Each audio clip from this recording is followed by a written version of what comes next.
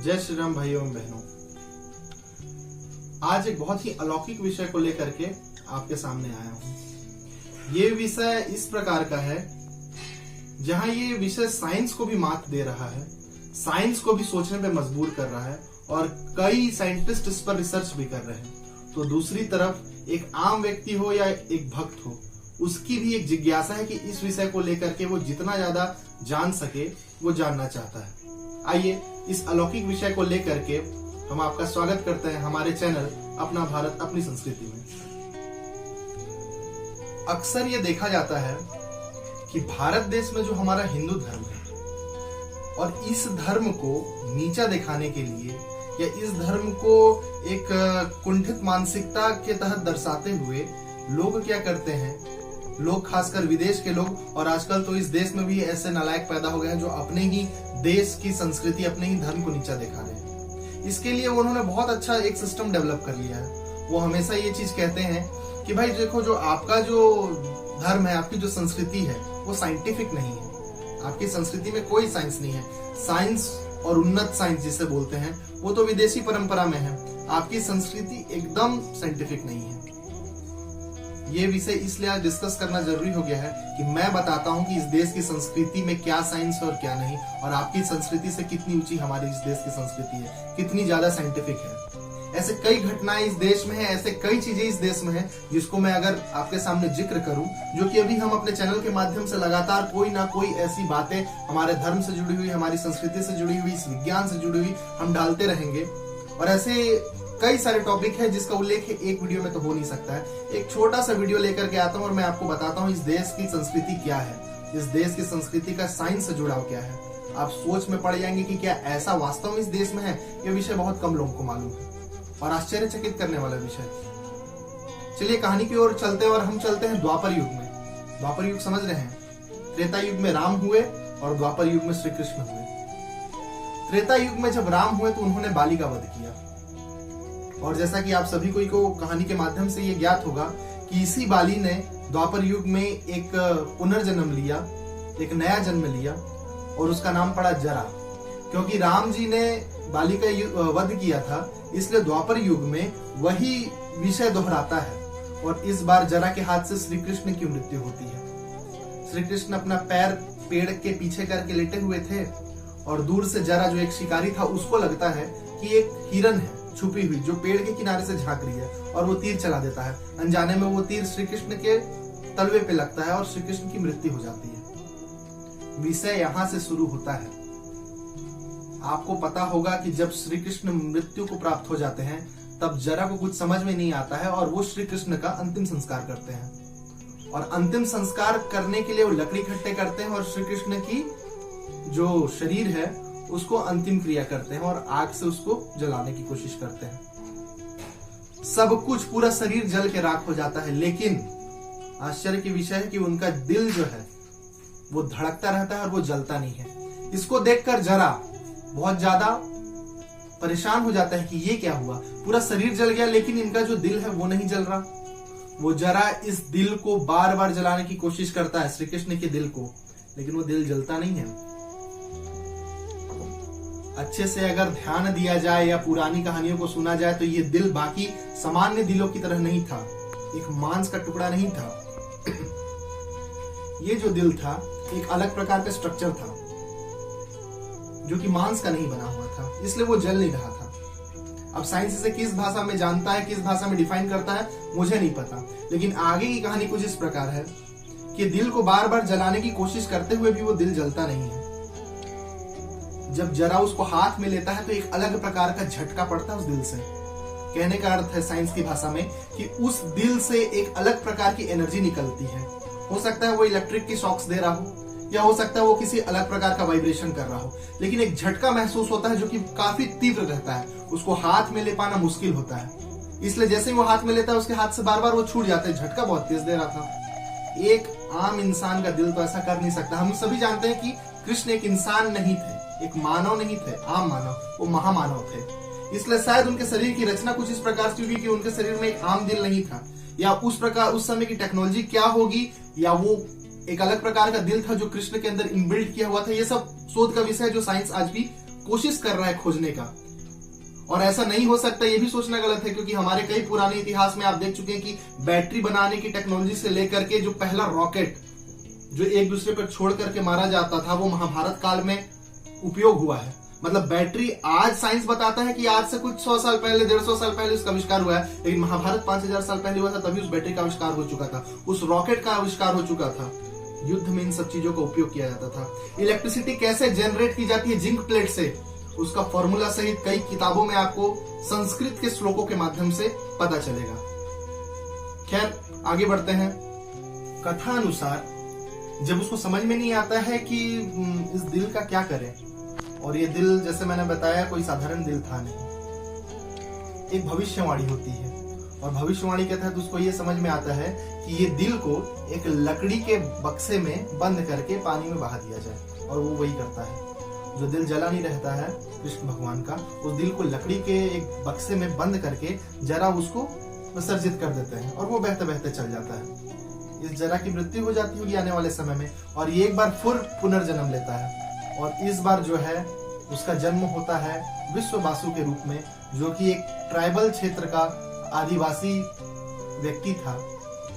वो जो था विश्ववासु जरा का ही दूसरा रूप था, और ये जन्म जब लेता है तो क्या होता है कि ये जो बक्सा पुनर्जन्म में जिस बक्से में दिल रख करके इसने बहाया था, ये बक्सा उसको उड़ीसा में मिलता है। और फिर क्या होता है, ये बक्सा उड़ीसा में मिलता है, वो उसको निकालता है और नीले कलर का उसको ये दिल दिखता है, और इसकी वो पूजा करना शुरू कर देता है। यही बात इंद्रद्युम्न रामू का राजा था, जो कि उड़ीसा में पुरी के क्षेत्र में रहता था। उस राजा को जब बात पता चली कि ये जो व्यक्ति है वो किसी एक चीज की पूजा करता है, और वो बहुत ही अद्भुत चीज है, उसको ये नहीं पता था कि कृष्ण का दिल है। ये चीज को जान करके उसको हथियाने के लिए इंद्रद्युम्न क्या करता है, अपने सेना के साथ जंगल की ओर बढ़ता है, और जा करके जब कहानी तो बहुत लंबी है, क्या होता है क्या नहीं होता है, पर विषय ये है कि इंद्रद्युम्न के हाथ में वो चीज लग जाती है, और एक भविष्यवाणी होती है, और भविष्यवाणी के तहत इंद्रद्युम्न को ये कहा जाता है कि आप एक बहुत बड़ी मंदिर बनाओ।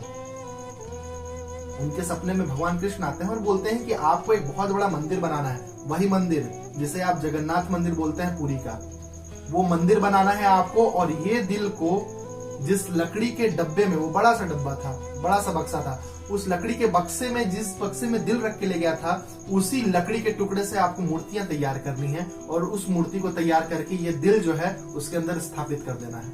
ये भविष्यवाणी होती है। ठीक है, वो बहुत बड़ा मंदिर बनवाता है वो राजा, और उस मंदिर को बनवाने के बाद ये दिल विल सब लाके अपने पास रखे रहते हैं भगवान श्री कृष्ण का। अब क्या होता है कि मंदिर तो बन के तैयार हो गया है, लेकिन उसी लकड़ी की वो मूर्ति बननी चाहिए। अब वो किस प्रकार की लकड़ी थी, ये भी साइंस का विषय है, इस पे भी अभी बहुत सारे रिसर्च चल रहे हैं। क्यों उसी लकड़ी का इस्तेमाल किया गया, क्या बात थी, पुराने चीजों को खंगाला जा रहा है। खैर आगे बढ़ते हैं। उस लकड़ी को जब भी कारीगर टच करते, बनाने की कोशिश करते, तो वो बनता नहीं, कहीं ना कहीं से टूट जाता। लकड़ी बहुत कम हो चुकी थी। अचानक से एक व्यक्ति आता है, बोलता है कि आप परेशान मत होइए, 21 दिन का मुझे समय दीजिए, और इस 21 दिन में मैं इन लकड़ियों से मूर्तियां बना दूंगा। आपको मालूम है उस मंदिर में 3 मूर्तियां हैं, एक भगवान जगन्नाथ की, एक बलराम जी की, और एक सुभद्रा जी की। तीनों की मूर्तियां हैं। वो तीनों की मूर्तियां बनाने के लिए वो व्यक्ति 21 दिन का समय मांगता है, और बोलता है मुझे कोई डिस्टर्ब ना करे, ना कोई खाने पीने लाने का सामान भी दे। वो अपने आप को एक कमरे में बंद कर लेता है और बोलता है 21 दिन बाद मैं खोलूंगा। राजा की रानी को जब ये समझ में आता है कि 15 दिन हो चुके और ये व्यक्ति ने अभी तक भोजन नहीं किया, उसे कुछ अपने मन में डाउट होता है। वो जाकर के जब दरवाजा खोलती है तो वो देखती है कि अंदर में कोई भी व्यक्ति नहीं है जो मूर्ति बना रहा है, और वहां पर 3 मूर्तियां खड़ी हैं। ऐसा माना जाता है कि वो कृष्ण ही थे जो एक रूप बना करके आए थे उन मूर्तियों का निर्माण करने के लिए। और क्योंकि 21 दिन का समय मांगा गया था और 15 दिन में ही रानी ने दरवाजा खोल दिया था, इसलिए वो मूर्ति जो है आज भी कंप्लीट नहीं है। इसलिए बहुत कम लोगों को मालूम होगा कि जगन्नाथ भगवान की जो मूर्ति है और जो बाकी हमारे बलराम जी और मां सुभद्रा हैं, इनकी जो मूर्तियां हैं वो तीनों की मूर्तियां अभी इनकम्प्लीट है, और उसी स्ट्रक्चर में वो रखा जाता है। जब आप देखेंगे उन मूर्तियों को तो ओवल शेप की आंखें हैं बलराम जी की और सुभद्रा जी की, जबकि भगवान जगन्नाथ भगवान कृष्ण की आंखें गोल है। माँ सुभद्रा पीले कलर का उनका चेहरा है, बलराम जी का सफेद और श्याम कलर काला कलर का श्री कृष्ण का चेहरा है। इन मूर्ति के अंदर उस दिल को रखा गया है। साइंस भी इस बात से हैरान है कि 5000 साल से क्या कोई दिल धड़कता हुआ है? वो क्या है जो आज भी वो धड़क रहा है? क्या ये कहानी है? नहीं, कहानी नहीं है। 2015 में पुरी में पूरी शहर की लाइट काट दी गई थी। बाद में पता चलता है कि वो लाइट क्यों कटी थी, क्योंकि हर 12 साल में इन मूर्तियों को बदला जाता है। क्यों बदला जाता है? ऐसा कहना है कि ये जो दिल लगाया गया है वो, मैंने जैसे पहले बताया कि ये मांस का दिल नहीं है, ये एक प्रकार का रिएक्टर टाइप से हो सकता है। ये एक प्रकार से एक डिवाइस है जो 5000 साल से चल रहा है। और इसकी खास बात है कि जब भी ये रोशनी के कांटेक्ट में आता है तो ये झटका मारता है। एक व्यक्ति 50 साल पहले एक व्यक्ति का कहना था कि मैंने उस दिल को गलती से देख लिया था, और जब मैंने उस दिल को देखा था तो उस दिल में से सिल्वर कलर का जो है वो एक पदार्थ बह रहा था। हो सकता है ये पदार्थ और उन झटकों के कारण ये जो लकड़ी है वो डिस्टर्ब हो जाती है, वो खराब होने लगती है। इसलिए हर 12 साल में मूर्तियां बदली जाती हैं और नीम की लकड़ियों की दोबारा मूर्ति बनाई जाती है। 2015 में लाइट काटी गई पूरे शहर की और सभी पंडितों के आंखों पे पट्टी बांधा गया और सभी बहुत भारी भारी दस्ताने पहने हुए थे, और वो दस्तानों को पहन करके वो दिल को निकाल करके एक मूर्ति में से दूसरी मूर्ति में रखा गया, क्योंकि प्रथा के तहत आपकी आंखें इतनी स्ट्रांग नहीं है कि वो उस डिवाइस को देख सके। डिवाइस बोले या दिल बोले। और जब उनको हाथ में लिया गया तो उन पंडितों का ये कहना है कि वो झटका मारती है, हल्का सा वाइब्रेट होती है, इसलिए पूरे शहर की लाइट काटी जाती है ताकि वो रोशनी के कांटेक्ट में ना आ सके। और जैसे ही क्योंकि रोशनी कांटेक्ट में आती है तो वो झटका मारती है, हो सकता है बहुत ज्यादा एनर्जी रिलीज करे। और लकड़ी की मूर्तियां बनाने का सिर्फ और सिर्फ एक ही कारण था, क्योंकि आपको सबको को मालूम होगा, साइंस पढ़ते हैं हम सभी, कि जो मेटल होता है वो क्या होता है, गुड कंडक्टर ऑफ इलेक्ट्रिसिटी, जबकि लकड़ी में बिजली नहीं लगती है, शायद इसलिए। लेकिन फिर भी उस केमिकल के कारण या हल्का हल्का झटके के कारण वो मूर्तियां खराब हो जाती हैं और 12 साल में उसे बदलना पड़ता है। एक बहुत ही आश्चर्य की विषय है और ये विषय कम लोगों को मालूम है, लेकिन जो साइंस से जुड़े हुए लोग हैं वो इस पर रिसर्च कर रहे हैं। आप हमें बोलते हो कि हमारी संस्कृति साइंस से नहीं जुड़ी है, दम है तो पता लगाओ ना 5000 साल पहले वो दिल था कि रिएक्टर था कि क्या था। आज आयरन मैन नाम की कोई पिक्चर रिलीज होती है, उसके सीने में एक छोटा सा गोल कलर का रिएक्टर रहता है, आप देख के बड़े फैन हो जाते हो, लेकिन वैसा ही कुछ अलग सा डिवाइस है, पता नहीं वो क्या है। उसके बारे में अगर कृष्ण की बात है आपको पता नहीं है और आप बोलते हो कि हमारा जो धर्म है, हमारी संस्कृति है, वो बहुत ही बैक सिस्टम पे चल रहा है, कोई साइंस नहीं है। ये है हमारे देश की साइंस, ये है हमारे देश की संस्कृति। 5000 साल पुराना दिल आज भी जीवित है। दम है तो पता लगाए कोई साइंस क्या है ये चीज, और आपको ये चीज कई लेखों में पढ़ने मिल जाएगा अगर आप इसके बारे में सर्च करेंगे तो। ऐसे बहुत सारे विषय हैं जो हमारे हिंदू समाज, हमारी देश की परंपरा को कैसे साइंस से जोड़ता है, वो आपको बताया जाएगा इस चैनल के माध्यम से। और अब जब जानेंगे तो आप भी प्रेस करेंगे कि सच में हिंदुत्व ही एक ऐसा धर्म है जो खुद अपने आप में एक उत्सव है। आपको इस बात को समझना होगा।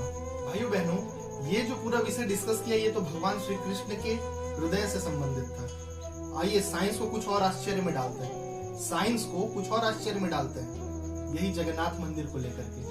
आपको मालूम है जगन्नाथ मंदिर पे जो ध्वज लगाया जाता है वो प्रत्येक दिन लगाया जाता है, प्रत्येक दिन ध्वज उतारा जाता है और नया ध्वज लगाया जाता है। ऐसी मान्यता है वहां पर कि अगर एक भी दिन ध्वज लगाने से भूल हुई या हम नहीं लगा पाए तो 19 सालों तक मंदिर का दरवाजा बंद करना पड़ेगा।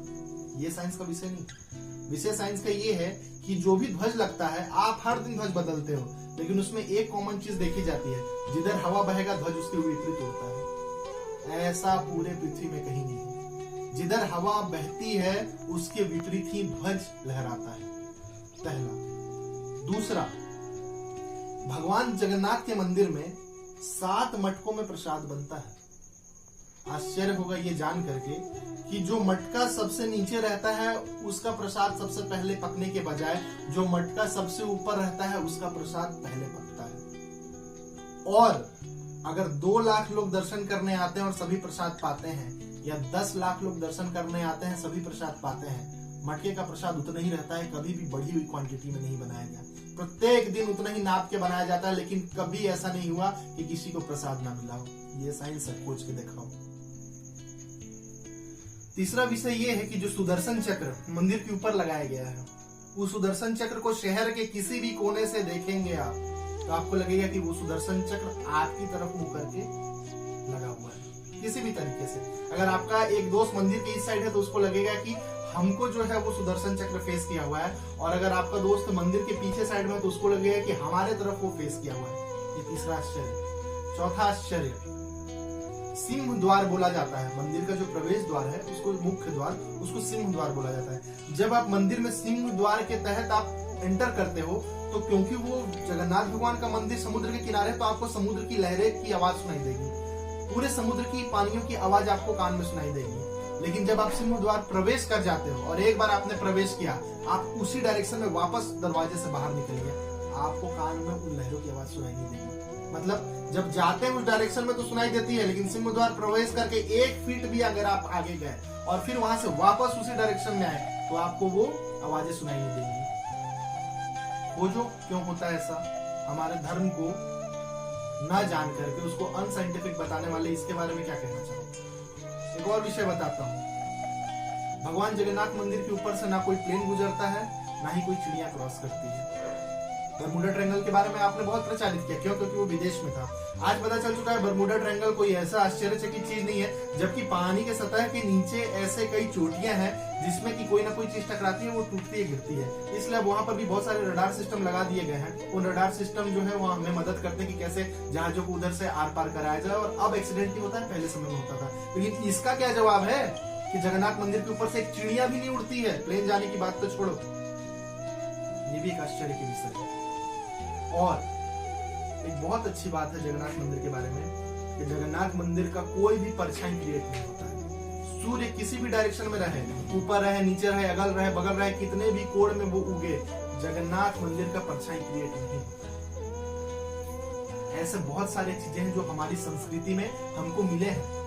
बहुत सारी ऐसी चीजें हैं जिसके बारे में आप सोचोगे तो सोचोगे कि साइंस भी आज उतना डेवलप नहीं है।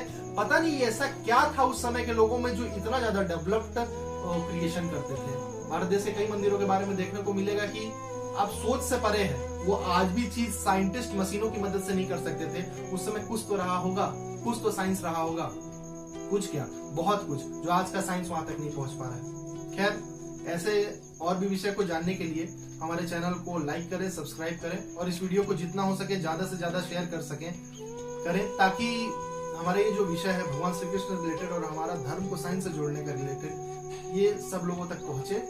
और आप सभी को बहुत बहुत धन्यवाद। एक बार पुनः आप सभी का हमारे चैनल में आप जो आए और इस वीडियो को देखा, आपका बहुत बहुत धन्यवाद। जय श्री राम।